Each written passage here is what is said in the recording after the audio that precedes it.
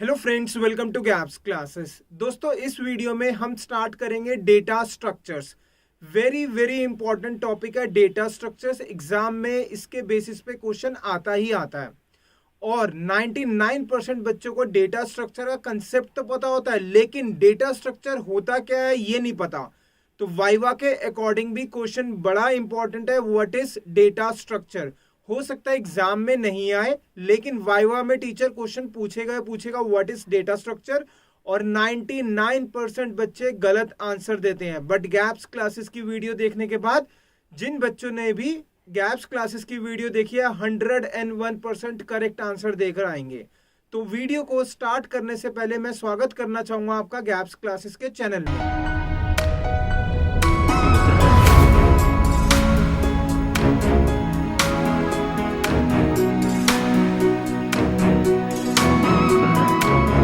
आइए दोस्तों, स्टार्ट करते हैं डेटा स्ट्रक्चर। सबसे पहले हम समझेंगे डेटा स्ट्रक्चर क्या होता है। डेटा स्ट्रक्चर का मतलब होता है कि कंप्यूटर की मेमोरी में डेटा को इस तरीके से स्टोर करना जिससे कि हम उसको एफिशिएंटली एंड इफेक्टिवली एक्सेस कर पाए। कहने का मतलब क्या है, इसको मैं एक एग्जांपल से समझाता हूं। फॉर एग्जांपल, अगर आपने अपनी बुक्स को प्रॉपर मेंटेन कर रखा है तो इसका मतलब ये होगा जब आपको कोई भी पर्टिकुलर बुक चाहिए तो आप इजीली आपको बुक मिल जाएगी। 90% बच्चे तो बुक्स अपनी मेंटेन ही नहीं रखते, कहीं पे भी फेंक देते हैं। और उसके बाद जब बुक्स की रिक्वायरमेंट होती है तो अपने पेरेंट्स से, अपनी मदर से अधिकतर पूछते हैं कि ये वाली बुक कहाँ गई, मैंने तो यहाँ रखी थी। जबकि बच्चों को पता ही नहीं होता उन्होंने रखी कहाँ थी, कहीं पे भी फेंक देते हैं। लेकिन पेरेंट्स हेल्प क्यों कर देते हैं? क्योंकि उन्होंने क्या कर रखा होता है, उसको मैनेज करके रखा होता है। एक एग्जाम्पल और लेता हूँ। सपोज करो एक लाइब्रेरी है, लाइब्रेरी के अंदर कई लैक्स ऑफ बुक्स होती है। अगर मान लो आपको मैथ्स की बुक चाहिए तो आपको वो इजीली मिल जाएगी या नहीं मिलेगी? ऑब्वियसली इजीली मिल जाएगी। क्यों? क्योंकि वहां पर लाइब्रेरी में हर एक के शेल्फ अलग अलग बने हुए हैं। मैथ्स का सेक्शन अलग है, जब आपको मैथ्स की बुक चाहिए तो मैथ्स के सेक्शन में जाओगे, कंप्यूटर की बुक चाहिए तो कंप्यूटर के सेक्शन में जाओगे। इसका मतलब ये हुआ कि चीजों को मैनेज कर रखा है तो इजीली आप उसको एक्सेस कर सकते हो। सिमिलरली डेटा स्ट्रक्चर का मतलब होता है कि जो कंप्यूटर के मेमोरी के अंदर हम डेटा को स्टोर करेंगे, इस तरीके से स्टोर करेंगे जिससे कि हम उसको एफिशिएंटली एंड इफेक्टिवली एक्सेस कर पाए।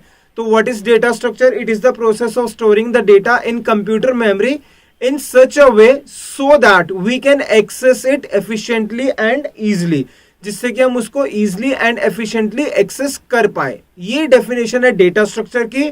अधिकतर बच्चे गलत आंसर देते हैं, लेकिन गैप्स क्लासेस के स्टूडेंट बिल्कुल परफेक्ट आंसर्स देते हैं। तो आप इसको नोट कर लो। अब हम डेटा स्ट्रक्चर को और आगे पढ़ेंगे। डेटा स्ट्रक्चर्स के बहुत सारे टाइप्स होते हैं, तो हम इस वीडियो में सिर्फ और सिर्फ कवर करेंगे स्टैक। डेटा स्ट्रक्चर में सबसे पहले हम पढ़ेंगे स्टैक। स्टैक क्या होता है पहले हम वो देखेंगे, फिर उसके कॉरस्पॉन्डिंग हम डेफिनेशन करेंगे और साथ साथ में प्रोग्राम करेंगे। लेकिन स्टैक का कंसेप्ट समझाने से पहले आपको मैं एग्जांपल से बताऊंगा स्टैक बेसिकली होता क्या है। जैसे कि काफी लोग पार्टीज में जाते हैं, तो काफी लोग किस लिए जाते हैं? खाना खाने के लिए जाते हैं। तो जब खाना खाने के लिए जाएंगे तो प्लेट्स उठाएंगे, प्लेट के लिए ढूंढेंगे। अब जो प्लेट्स पड़ी हुई है वहां पर जाकर प्लेट कौन सी उठाओगे? जो सबसे ऊपर है, बीच में है, या सबसे लास्ट में है नीचे? ऑब्वियसली जो सबसे ऊपर है आप उसको पहले उठाओगे। इसका मतलब ये हुआ कि जो वेटर है, वेटर ने प्लेट सबसे बाद में रखी, लेकिन जो उसने बाद में रखी वो सबसे पहले उठाई जाएगी, क्योंकि प्लेट एक के ऊपर एक रखी जाती है। कहने का मतलब ये प्लेट्स जो हमने रखी है एक के ऊपर एक, that is called as stack. उसको हम क्या कहेंगे? स्टैक कहेंगे। और प्लेट कौन सी उठाई जाएगी? जो सबसे लास्ट में आई है, last in first out, right. तो अब आएंगे हम डेफिनेशन पे। What is stack? It follows the principle of LIFO, LIFO। इसको मैंने कैपिटल में लिखा है, तो इसका मतलब इसकी फुल फॉर्म है। तो LIFO की फुल फॉर्म क्या है? Last in first out. It means LIFO की फुल फॉर्म है, it means last in first out. अब इसकी डेफिनेशन क्या होगी? जो एलिमेंट लास्ट में गया वो पहले निकलेगा। तो it means element that is inserted at the last will be taken out firstly. जो सबसे लास्ट में इंसर्ट हुआ वो सबसे पहले निकलेगा। ये डेफिनेशन है किसकी? स्टैक की। आप इसको नोट कर लो और इसके बाद हम इसके कॉरस्पॉन्डिंग प्रोग्राम समझेंगे। अब हम समझेंगे इसके कॉरस्पॉन्डिंग प्रोग्राम, लेकिन प्रोग्राम से पहले कुछ और चीजें पता होनी जरूरी है। जो स्टैक होगा वो किसकी हेल्प से बनेगा? स्टैक हम इंप्लीमेंट करेंगे यूजिंग लिस्ट और टपल। कहने का मतलब ये हुआ, जो लिस्ट और टपल्स आप पढ़ चुके हो उसकी हेल्प से आप स्टैक को इंप्लीमेंट करोगे। स्टैक का कोड लिखने के लिए आपको या तो लिस्ट चाहिए होगा या फिर टपल चाहिए होगा। अब ध्यान देना, सबसे इंपॉर्टेंट चीज जो पता होनी जरूरी है, जो हम डायग्राम से भी समझेंगे, स्टैक का जो डायग्राम होगा हॉरिजॉन्टल होगा या वर्टिकल होगा। वर्टिकल मतलब एक के ऊपर एक के ऊपर एक, और जैसा मैंने आपको एग्जांपल दिया प्लेट्स का, एक के ऊपर एक के ऊपर एक होती है, दैट इज कॉल्ड एज क्या होती है वो? वर्टिकल। तो स्टैक जो होगा वो वर्टिकल फॉर्म में होगा। तो कहने का मतलब ये, जो हम डायग्राम से समझेंगे किसको? लिस्ट या टपल को। जब हम स्टैक बनाएंगे तो उसका डायग्राम हम वर्टिकल फॉर्म में बनाएंगे। ठीक है, अधिकतर बच्चे कंफ्यूज हो जाते हैं। जब मैं समझाऊंगा आगे तो आपके दिमाग में क्वेश्चन आएगा कि हम एक के ऊपर एक क्यों बना रहे हैं। तो जब आपके दिमाग में ये क्वेश्चन आए एक के ऊपर एक क्यों बना रहे हैं, तो सबसे पहले आप ये सोचना कि जो स्टैक होता है वो क्या होता है। स्टैक मतलब एक के ऊपर एक के ऊपर एक, तो इसका मतलब वो क्या होगा? वर्टिकल। तो जब मैं डायग्राम बनाऊंगा तो वर्टिकल डायग्राम बनाऊंगा। तो ये नोट कर लो आप, this is very very important point. Definition में ये नहीं लिखना, डेफिनेशन में सिर्फ क्या लिखना है? Stack follows the principle of LIFO. LIFO means last in first out. It means the element that is inserted at the last will be taken out firstly. ये जो तीनों पॉइंट्स है, इस समझाने के लिए कि स्टैक हम किसकी हेल्प से बना सकते हैं? लिस्ट की हेल्प से भी बना सकते हैं, टपल की हेल्प से भी बना सकते हैं। और स्टैक का डायग्राम क्या होगा? हमारा वर्टिकल फॉर्म में होगा। ठीक है, अब आएंगे हम स्टैक के पहले डायग्राम समझेंगे, डायग्राम के साथ साथ हम कोड लिखेंगे। लेकिन उसको समझने से पहले हमें यह पता होना चाहिए कि स्टैक के अंदर ऑपरेशंस कौन कौन से होते हैं। ऑपरेशन का मतलब क्या क्या काम हम करेंगे। सबसे फर्स्ट है इंसर्ट एन एलिमेंट। एलिमेंट को इंसर्ट करेंगे स्टैक के अंदर। Next is delete an element. जो एलिमेंट होगा उसको हम डिलीट करेंगे। Next is checking the element at the top. जो सबसे ऊपर एलिमेंट होगा उसको चेक करना है कौन सा। And the last one is printing all the elements of the stack. Stack के जितने भी एलिमेंट्स हैं उन सबको हम प्रिंट करेंगे। तो ये चार हम ऑपरेशंस पढ़ेंगे। और जो थर्ड वाला ऑपरेशन है checking element at the top, ये मैं आपको प्रैक्टिकल करते समय समझाऊंगा। ठीक है, तो जो सबसे फर्स्ट ऑपरेशन है that is insert an element. इसके लिए हम एक फंक्शन बनाएंगे, उसका नाम होगा पुश। पुश करने का मतलब होता है स्टैक के अंदर किसी चीज को इंसर्ट करना। तो फंक्शन का नाम हम पुश रखेंगे। सेकंड का नाम होगा पॉप। पॉप का मतलब डिलीट करना। पॉप का मतलब क्या होगा? डिलीट करना। और third is checking element at the top, that is peak. इसको क्या कहेंगे? हम पीक कहेंगे। And the last one is printing all the elements of the stack, that is ट्रेवर्स। इसको हम क्या कहेंगे? ट्रेवर्स कहेंगे। ठीक है, तो फंक्शंस के मैं ये नेमिंग रखूंगा। राइट, आप इसको नोट कर सकते हो। दोस्तों अब हम आएंगे कोडिंग पार्ट पे और साथ में डायग्राम पार्ट पे। राइट साइड पे मैं कोडिंग लिखूंगा, बीच में लिखूंगा क्या चीज हम करना चाहते हैं, और लेफ्ट साइड में मैं डायग्राम बनाऊंगा। ठीक है, तो ये कोडिंग पार्ट। सेंटर में क्या लिखूंगा? क्या काम हम करना चाहते हैं। अभी हम सीखेंगे इंसर्ट। इंसर्ट मतलब पुश करना। तो इंसर्टिंग फर्स्ट एलिमेंट, हमें क्या करना है? फर्स्ट एलिमेंट डालना है स्टैक के अंदर। अभी मैं एग्जांपल लूंगा लिस्ट का। लिस्ट के अकॉर्डिंग आपको समझाऊंगा स्टैक को कैसे इंप्लीमेंट करा जाएगा। ठीक है, अब मुझे क्या करना है? एक एलिमेंट डालना है लिस्ट के अंदर। अब मुझे लिस्ट में डालना है तो उसका मतलब लिस्ट का कोई नाम होगा। तो लिस्ट में लेके चलूंगा ए। तो सबसे पहले मैंने लिखा ए डॉट अपेंड। अपेंड का मतलब एलिमेंट इंसर्ट करना है। कौन सा एलिमेंट इंसर्ट करना है? आप कुछ भी ले सकते हो, मैंने यहाँ पे 10 ले लिया। इससे क्या होगा? ए नाम की एक लिस्ट होगी, उसमें एक एलिमेंट इंसर्ट हो जाएगा। उस एलिमेंट की वैल्यू क्या होगी? 10। अब मैं लेफ्ट साइड पे डायग्राम बनाऊंगा। डायग्राम से क्या हुआ? लिस्ट में अभी स्टार्टिंग में कुछ नहीं था, तो इसलिए लेफ्ट साइड पे डायग्राम में कुछ भी नहीं है। जैसे ही हमने ये कोड लिखा, कौन सा? ए डॉट अपेंड ब्रैकेट में 10। इसका मतलब क्या हुआ? लिस्ट में एक एलिमेंट आ गया, कुछ ऐसे मैंने बॉक्स बनाया, उसका नाम क्या हो गया? लिस्ट में जो एलिमेंट आएगा दैट इज ए हो जाएगा। फर्स्ट एलिमेंट ए, और उसके अंदर उसका इंडेक्स लिख देंगे, दैट इज 0 आ गया।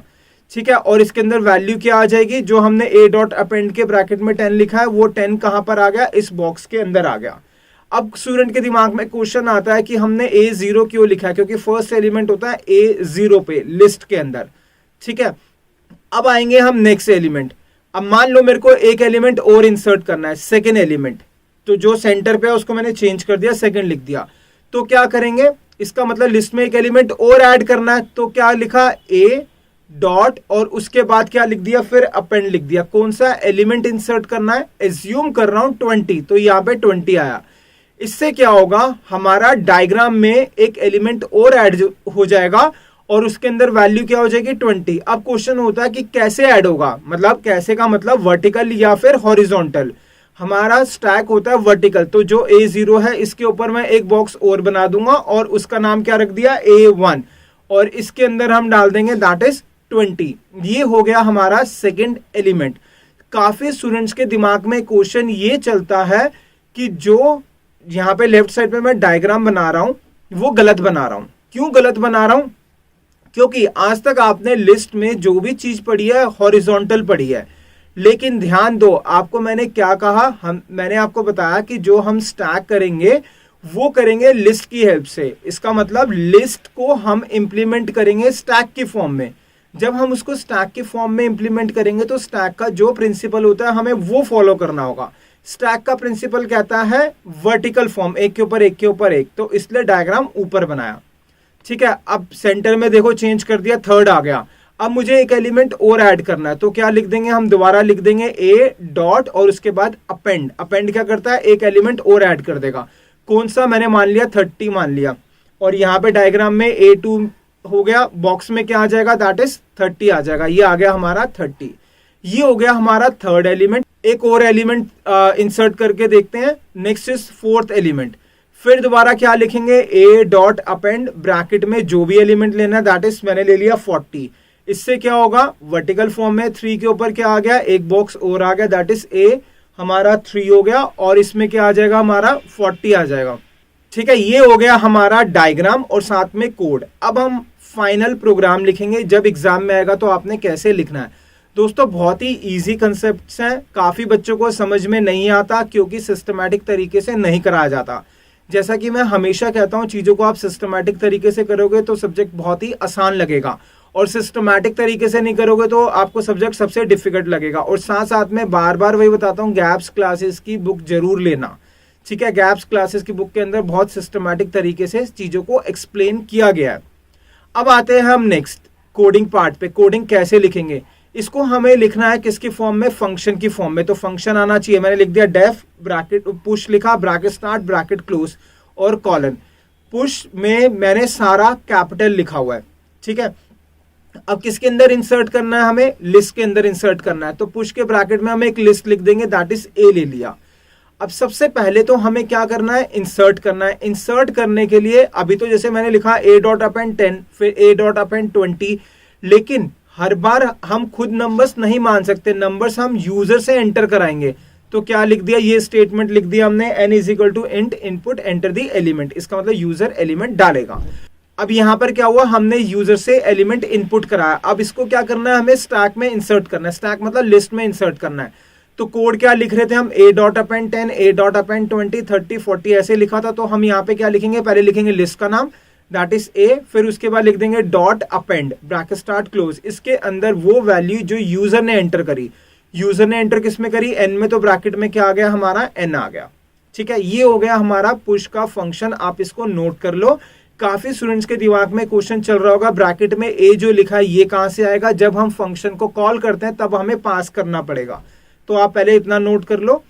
उसके बाद आपको मैं प्रैक्टिकल भी सिखाऊंगा पूरा, पहले कंसेप्ट सिखाने के बाद प्रैक्टिकल भी सिखाऊंगा, जिससे कि कंसेप्ट और ज्यादा क्लियर होगा। इसको नोट कर लो।